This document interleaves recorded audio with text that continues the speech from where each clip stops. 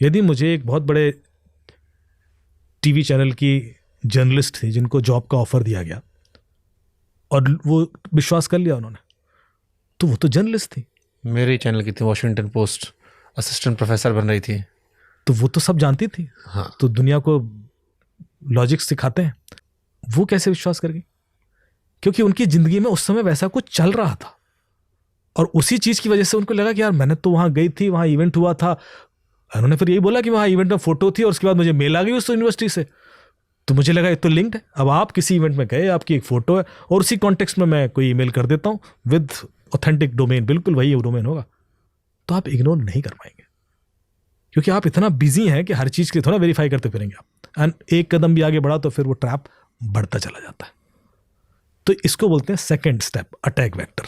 तो नॉर्मली जब क्रिमिनल आपको कॉल करता है वो यूपीएससी का थर्ड अटेम्प्ट होता है। इससे पहले 2 अटेम्प्ट हो चुके होते हैं। पहला होता है रिकॉनेसेंस और दूसरा होता है अटैक वेक्टर तैयार करना, कि पहले उसने रेकी की, प्रीलिम्स दिया, उसने सब निकाल लिया, फिर उसने एक अटैक वेक्टर तैयार किया कि आप इसको भेजना शुरू करो। उसमें भी आप गलती कर चुके हो।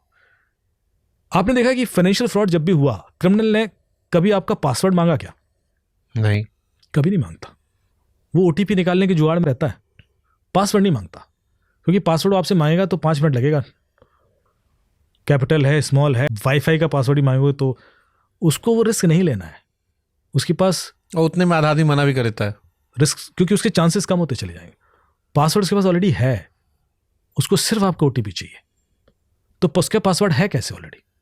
इसका मतलब इससे पहले किसी अटेम्प्ट में उसने पासवर्ड निकाल लिया आपका, या तो आपसे निकलवाया या कहीं और से मिला, पर है ना, तभी तो वो थर्ड अटेम्प्ट की ओर गया है। तो जब तक ये 2 अटेम्प्ट नहीं हो जाएंगे, थर्ड अटेम्प्ट सक्सेसफुल हो ही नहीं सकता।